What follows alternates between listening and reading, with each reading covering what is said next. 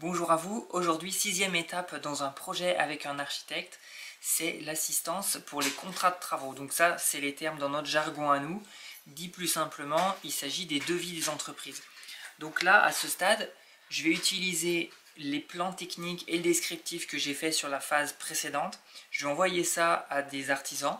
Donc sur chaque lot, par exemple le lot maçonnerie, le lot plomberie, le lot électricité, etc. Sur chaque lot, je vais consulter entre 1 et 3 artisans. Ça me permet éventuellement de comparer entre deux artisans au niveau des prix et des prestations qui peuvent être proposées. Donc finalement, les artisans, ils remplissent le tableau de descriptif que je leur envoie. J'ai déjà noté les quantités, donc le nombre de mètres carrés, le nombre les unités de chaque interrupteur, chaque lampe, etc. Les mètres linéaires des fondations par exemple. Ils mettent leur prix unitaire, c'est-à-dire leur prix par mètre carré, par unité ou par mètre linéaire. Et puis ensuite on a le total avec la TVA, etc.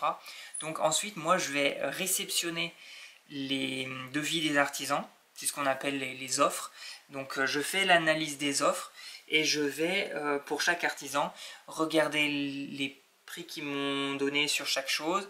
Je vais leur poser éventuellement des questions si j'en ai, si je vois qu'il me manque des choses ou si eux parfois peuvent proposer des choses en plus qui leur paraissent essentielles.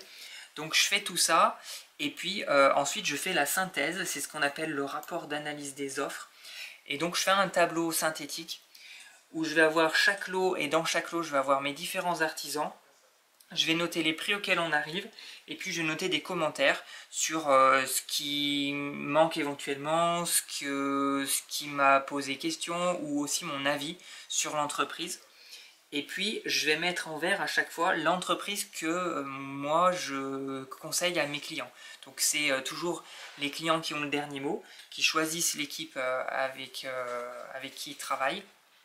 Mais voilà, moi je vais du coup conseiller certaines entreprises.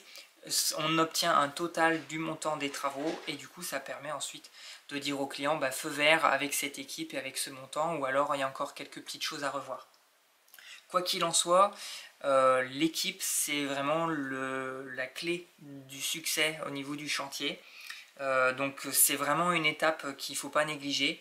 Voilà. Si on part avec des bons artisans, ben, normalement le chantier devrait très bien se passer. Voilà pour aujourd'hui, on verra dans la prochaine vidéo l'étape 7 qui est les plans d'exécution. Ça commence avec la réunion de lancement où là notre équipe est constituée et puis du coup on va rencontrer tous les artisans. Je vous montrerai ça la semaine prochaine. Je vous souhaite une bonne journée, à bientôt, ciao.